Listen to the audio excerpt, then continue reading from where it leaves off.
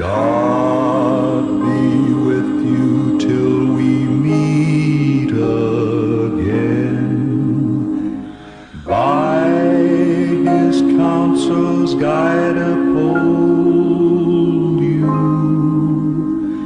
With his sheep securely fold you. God be with you till we meet again. Till we meet.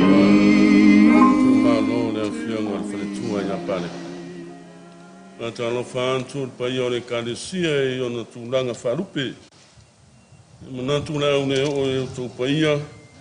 E mai pa ia ona tu tanto te sampia ai mo tanto amata mene ne ia fiafi.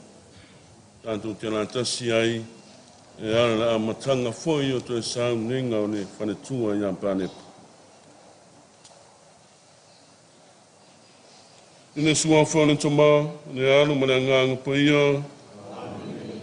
O te whātani tani atu I nā nii, o lo whātani atu lawa lo uanganga, o te whāmoe moe foi lana whiau, o lo whātani tani atu lo uanganga I nā nii, e sini e Leoleo na whātani tani I ne tai au, e sini lawa e Leoleo na whātani tani I ne tai au, ia whāmoe moe isa rā elu I nā nii, o wao nā nii o lea lo whalawa ia, o ia lawa o na tātou whaonatanga, se o tātou te tātou.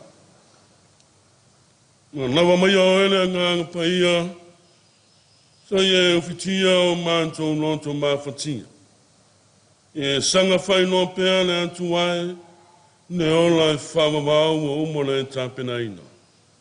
Mātou sau mia le atu ai, e ale nei tau mafiafi, e o mātou Molimoli atu e ala foi nea nganga o le whanetua ngā Palepa. Ina ia maua se no fuanga mo oelo mātou motua. Mea loa nganga tapsa aina aina matanga, a loa nganga foi e te whātau taia e ala le whaiunga. E whono lau veinga nei e whamabau lavau. Amene. Tātou I veinga tua, I lona veinga.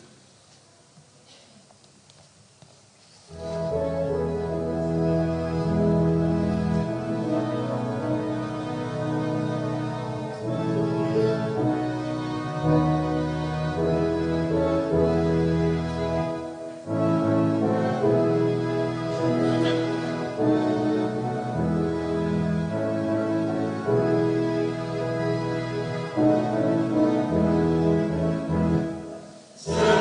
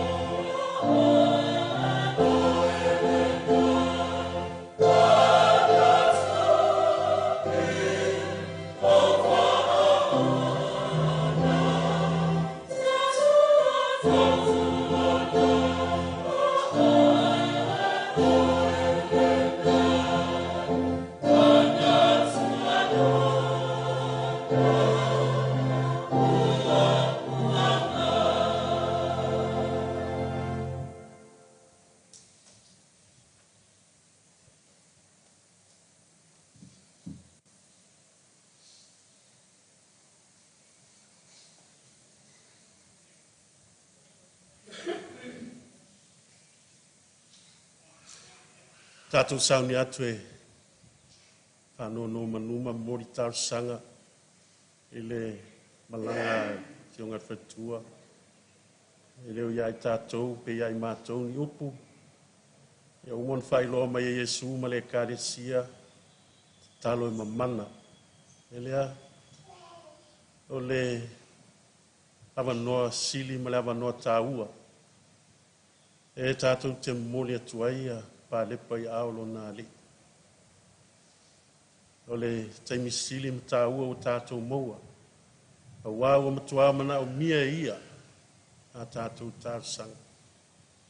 Alau atu e malanganga whaaloalo, pa i o tātou mātanga. Tātou moli le talo ia Iesu langa alofa mamana.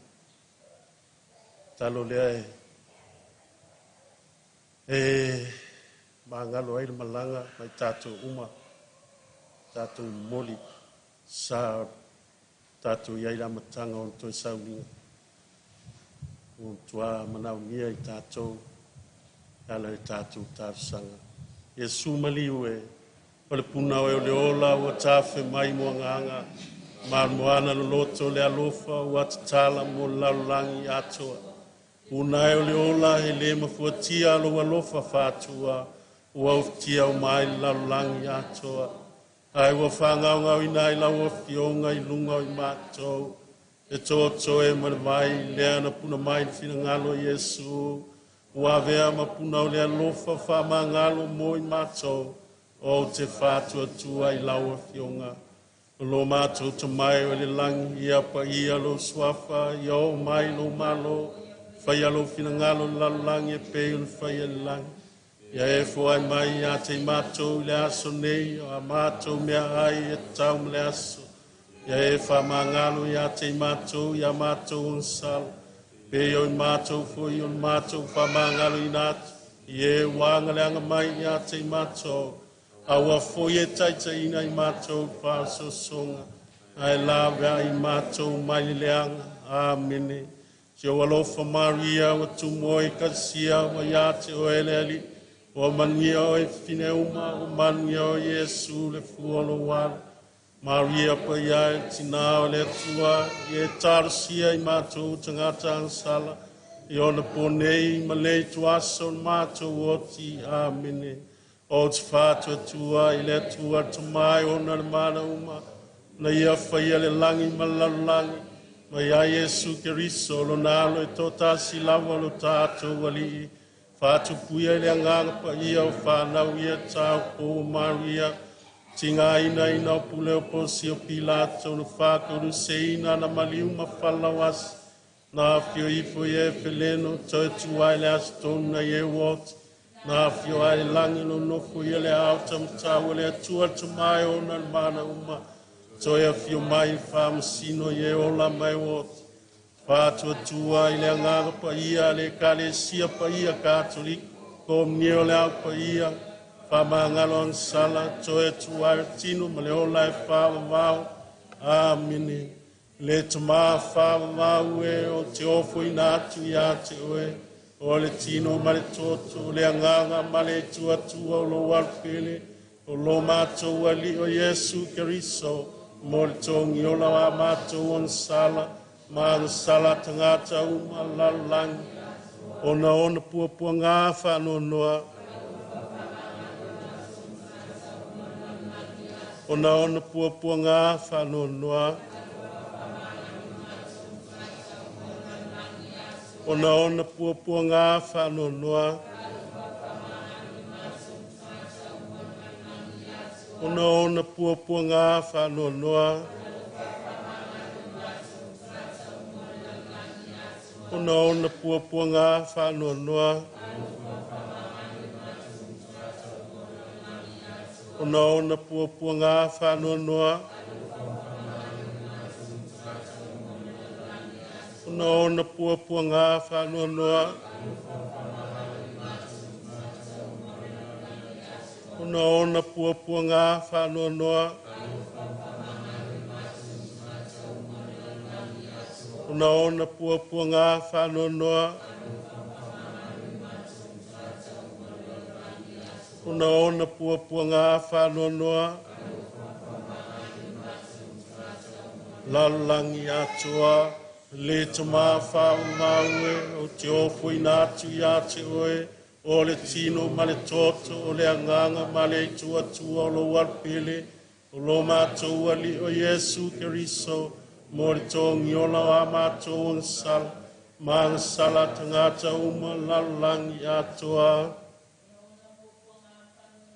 Alofa whamangalo i mātou tangata uma lalangi atua.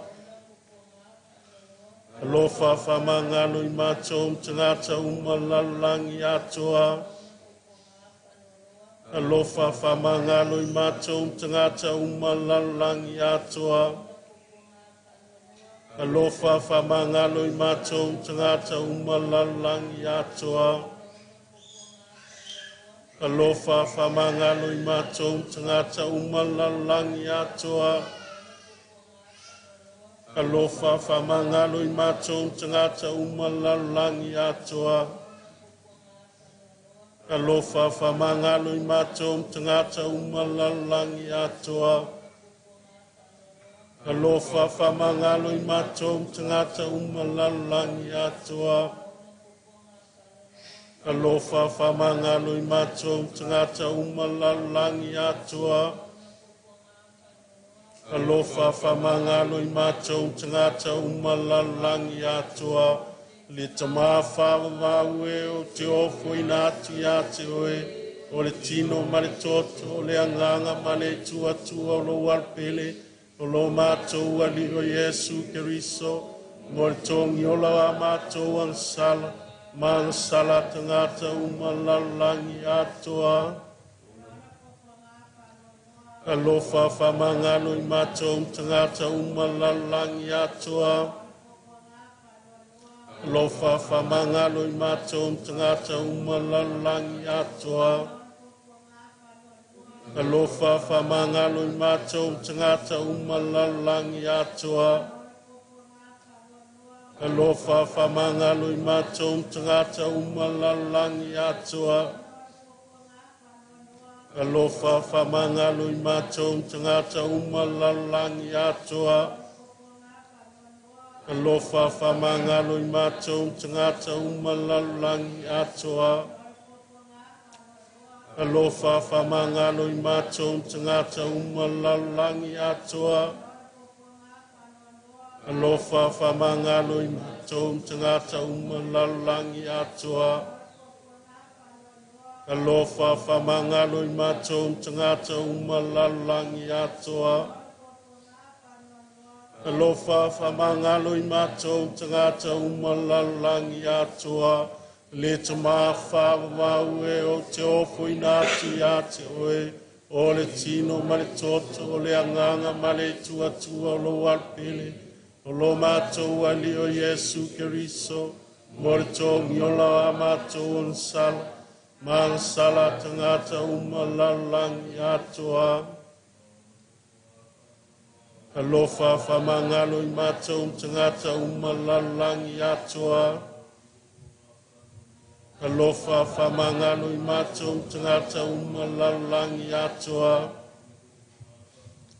Alofa whamangalo i mātou tangata umalalangi atoa. Alofa whamangalo i mātou tangata umalalangi atoa.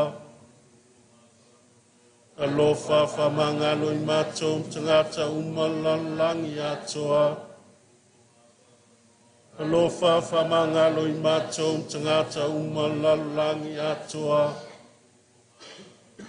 Alofa whamangalo i mātou tangata umalalangi atoa. Alofa whamangalo i mātou tangata umalalangi atoa. Alofa whamangalo i mātou tangata umalalangi atoa. Alofa whamangalo i mātou tangata umalalangi atoa. Tama whawau e o te ofo i nātu ia te oe. O le tino ma le toto, o le anganga ma le tua tua o lo warpele. O lo mātou ali o Yesu Keriso. Mo le tongi o la mātou nsala. Mang sala tangata uma lalang yatua. Alofa fa mangalo mato tangata uma lalang yatua. Alofa fa mangalo mato tangata uma lalang yatua. Alofa fa mangalo mato tangata uma lalang yatua. Alofa fa mangalo mato tangata uma lalang yatua. Alofa fa mangalo mato tangata uma lalang yatua. Alofa fa mangalo mato tangata uma lalang yatua. Alofa fa mangalo mato tangata uma lalang yatua. Alofa fa mangalo mato tangata uma lalang yatua. Alofa fa mangalo mato tangata uma lalang yatua. Alofa fa mangalo mato tangata uma lalang yatua. Le atua paia e le paia sitiriese o le soi fua e whawa. Alofa fa mangalo mato tangata uma lalang yatua. Le atua paia e le paia sitiriese o le soi fua e whawa. Alofa fa mangalo mato tangata uma lalang yatua. Le atua paia e le paia sitiriese o le soi fua e whawa. Alofa fa mangalo mato tangata uma lalang yatua. Yesu e o taton yate oe. Yesu e o taton yate oe. Yesu e o taton yate oe. E toto e marivai lea na puna mai finangalo Yesu. Ua vea mapuna o le alofa fa mangalo moi mato. O te whātua tua i lau o fionga. Le toto e marivai lea na puna mai finangalo Yesu. Ua vea mapuna o le alofa fa mangalo moi mato. O te whātua tua i lau o fionga. Le toto e marivai lea na puna mai finangalo Yesu. Ua vea mapuna o le alofa fa mangalo moi mato. O te whātua tua i lau o fionga. Le atua whāwau e wa le ngata lava lo alofa. Wa le whāu matia fōi lau tunga o le anga alofa. Ia e sila alofa mai a te mato. Whātuk te le ina pēa lo alofa i tonu i mato. Ina ia mato le whāwai vai ai. Pe loto vai taimi o mawtianga. A ia mato loto te le matui nāt. Mato lava i lofu na ngalpa ia. O le nau tai lava lea ma le alofa. Amene. O mātou whaia ma le whātua tua. Ia e talia mai le anganga. O lau au aunane. Amene.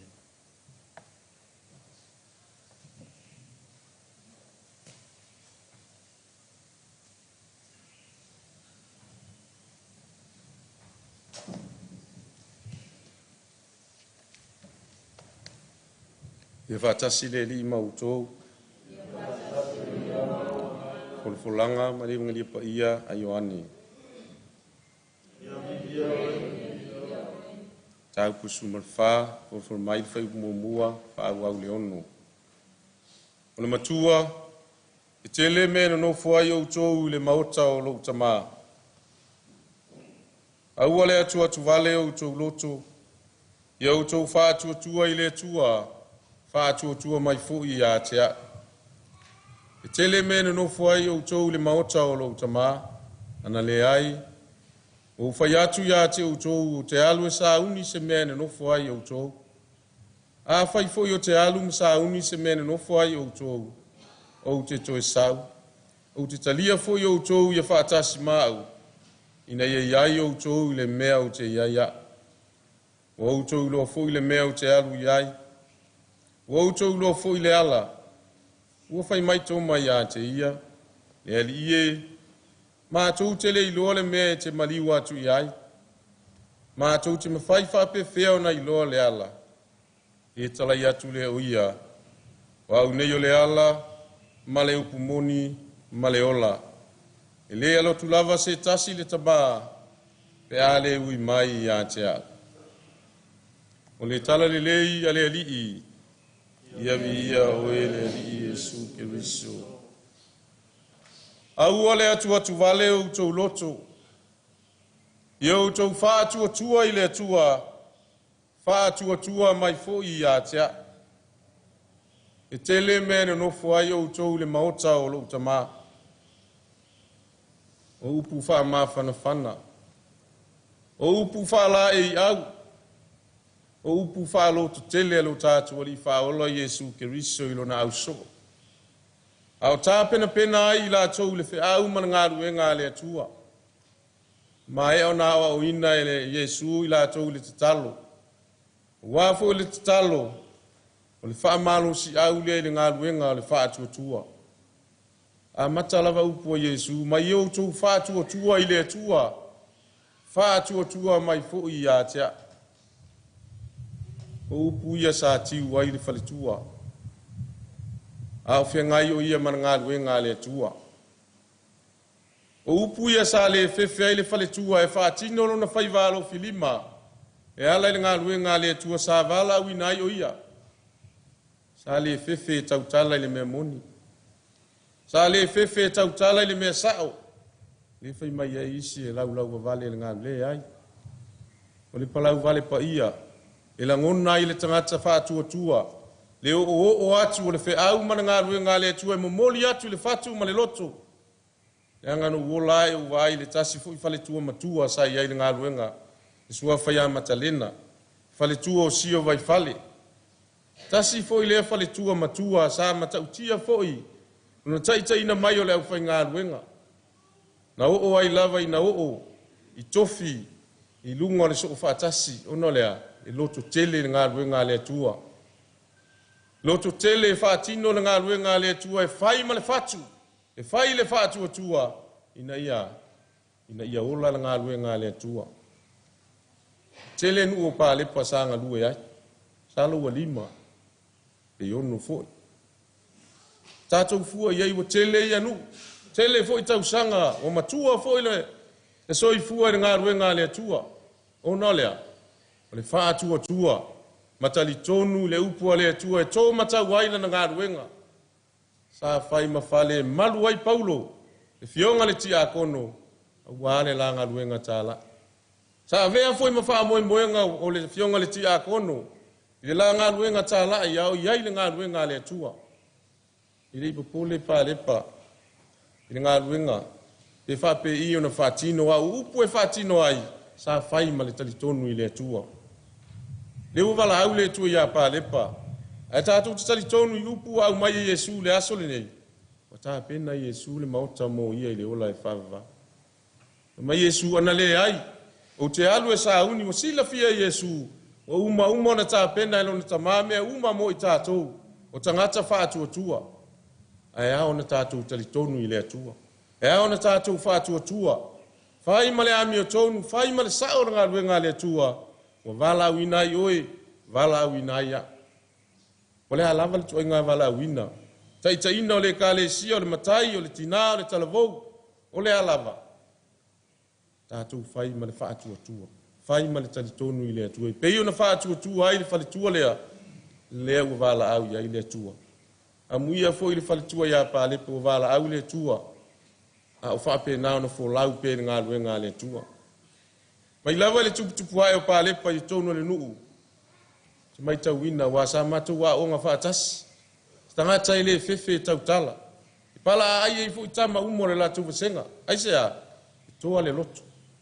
A le ufa au au lava ngā ruenga le atua. Le toa lea. Le ua mafu ai o na oti ngā ruenga le atua. Vala au le atua. A o longa lue pe o ia wala ngā ruenga. Whaftai. Tai la o fionga le whaletua. Ma lo le pale. Ma lo le onusai. Ma lo le finau ngā ruenga le atua. La ua saunia e le atua long nofuanga maure ma lo e whawawak. Ma nei a fo le fisilia tō mana fisilia ia Yesu. Ma tau te le iloa le ala. Ai au ngā fo le fisili tātou te mala malama mai na watali manino Yesu. O au nei o le ala. ma le upu moni ma le ola e le alua tulava se tasi le tamā e a le ui mai ia te au le peli nai o le tua e maise le ainga ma se fole afionga le ti a kono e o upu nei o upu whaamafanafana e whaamaise ai ma whaamafanafana Iesu i lau fionga maise le no whaalo ma le pa ia o ainga na lua ua tātou te popole tu Palepa e alu e wheilo ai malon matai ua sa whaatua i le atua sa atoa le loto e whai ai ngā rue ngā le atua e wauna le ie ma le whaamaoni sa e whaia ma le whaamaoni ngā rue ngā le atua unu whale mai ai le fia o lo wali. Amen.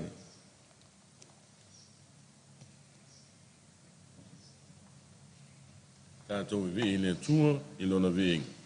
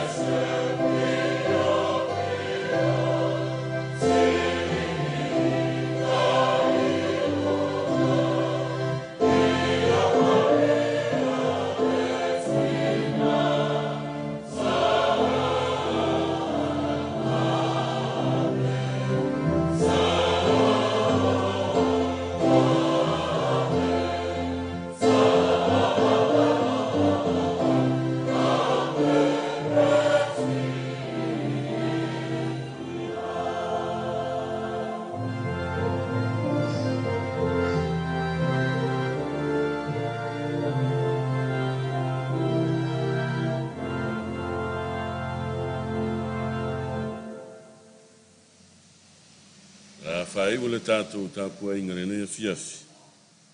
E le talo, e le tātou ole Molimoli, e ala foi le sao le fionga le whanetua, le Ekalesia o lo whatani mai le Ekalesia e pene ia panu ma Palepa, le Ekalesia ngāru rue ai.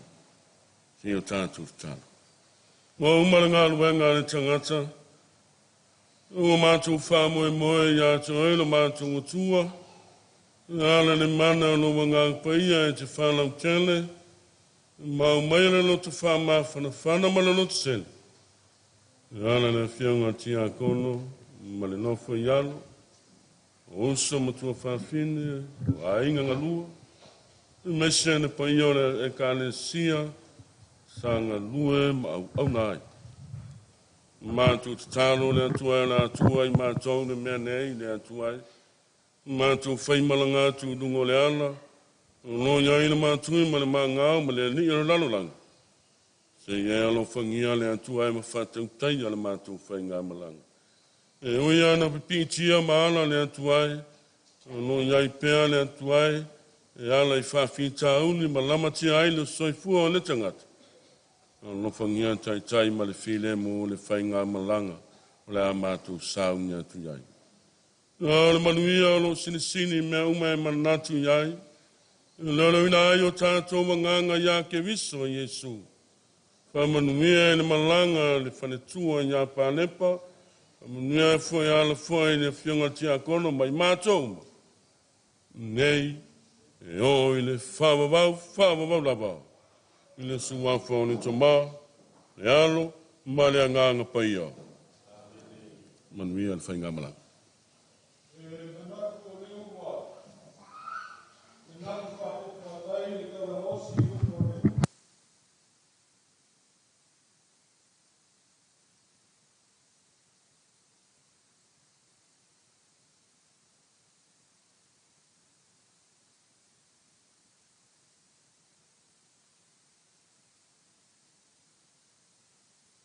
Fangua mo papua fangua ele foi Ua moka. E a fio ai, ano le mari koe, ko le koe kau whamua le mari koe. Fio ai nau Paulo kanaka fo. Ai maru kau singa le whare koe. Mga ko le ni la kako whanau lea. Ai whai ia leo whakau wha, ai whai ngā whakarawa le whio ma ki a kumo lea. Ai ane ko ia uka ngā koe, ma le uka le ski ko ia i whunga Vaiusu. E susua i se iu le rāke le mari koe. Fio ai le whare fio le. Ai maru kau singa o ia le fio le. Sabe? A pessoa que ia aí na rua, aí no que a rua mais for rua, já vou lhe dar uma face tem que ele sai mas manga rola de vai na via, já vai fazer uma mala se ele tem uma via como para o que eu aí, já é o eu para o web, eu vou fazer já a maneira de rua, ficar com o lado com ele, já a mulher foi a confiança, já se cai já o bem mas eu cá com o palavra de via ya ana le le ko ka ko se si marwa ya ko ka le na fa la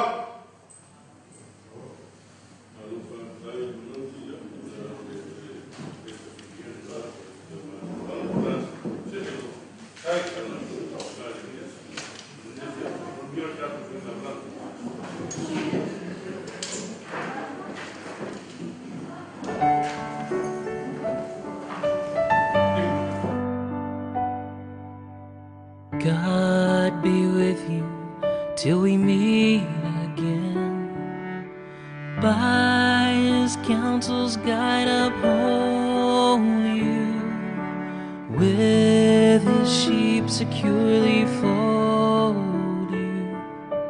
God be with you till we meet again. God be with you till we meet again. His wings securely hide you. Daily manna still provide you. God be with you till we meet again. Till we meet, till we meet, till we meet at Jesus' feet. Till we meet,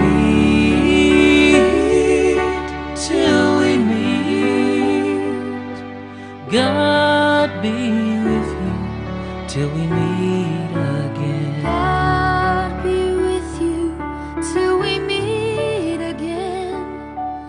When life's perils they confound you, put his arms unfailing round you. God be with you till we meet again. Till we meet, till we meet, Till we meet at Jesus' feet. till we meet, Till we meet, God be with you. God be with you. Oh, God be with you till we meet again.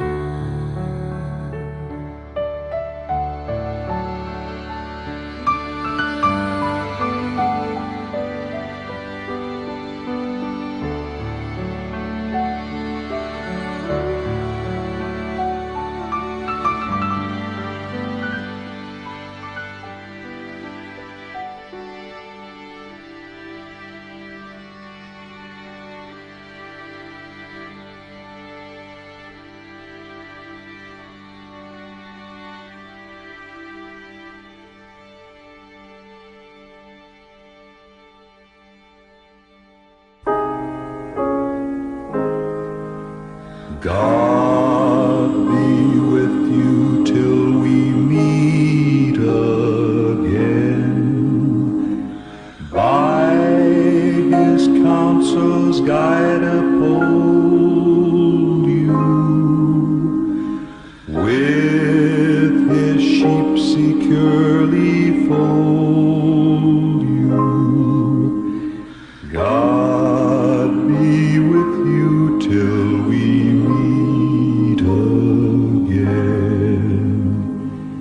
till we meet, till we meet, till we meet at Jesus' feet, Jesus' feet, till we meet,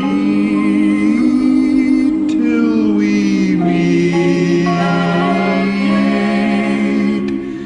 God be with you till we meet again.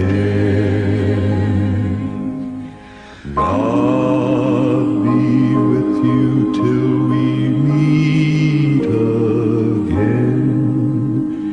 Neath his wings protecting hide you. Daily manna still provide you. God be with you till we meet again. Till we meet, till we meet,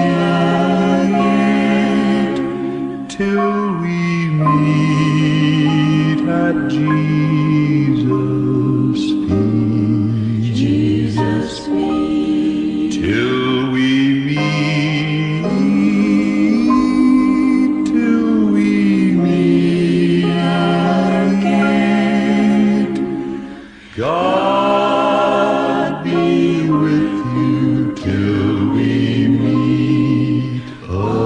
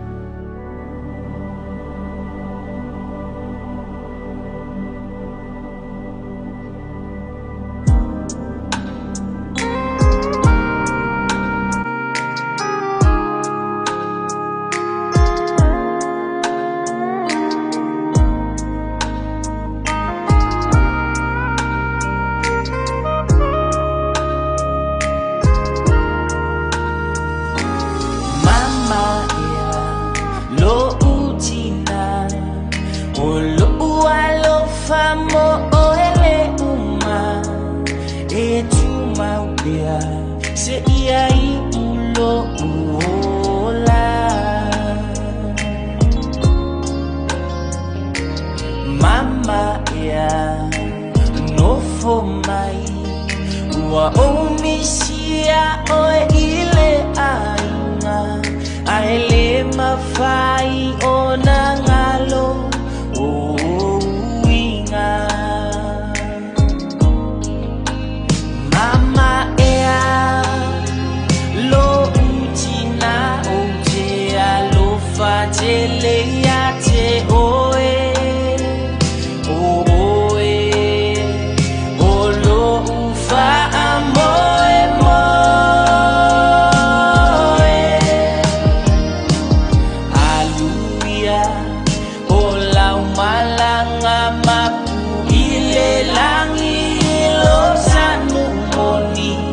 Tafelo a I se a soile si itianga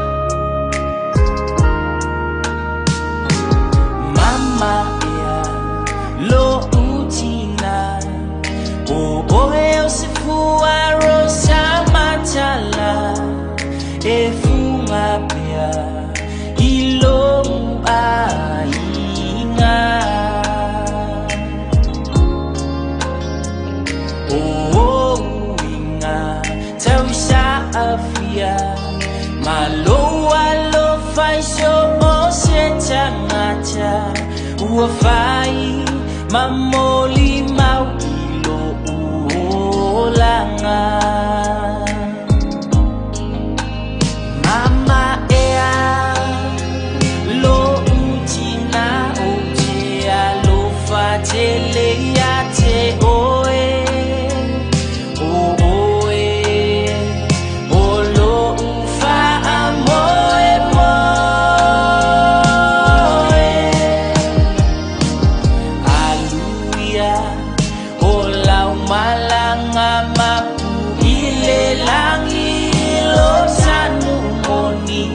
Tafelo a I se a soile si itianga e uile fainga tama tui male ona ae pulele a chua ilota uaola alofa angaulo ainga mafana utangi mayala tofaina oetina iamanu iala malanga e uile fainga tama tui male ona ae pulele atua ilota uaola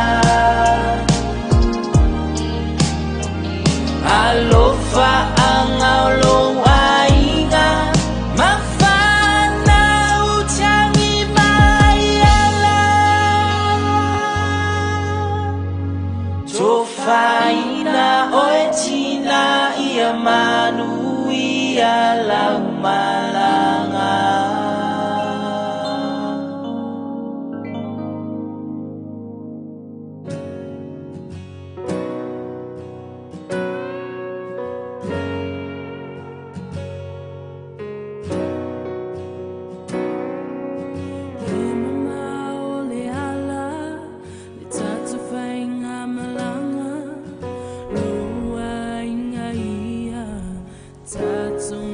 Sala tulima tayo lava ay ya Yesulo tatau tai we alea if I'm alusine yo so atu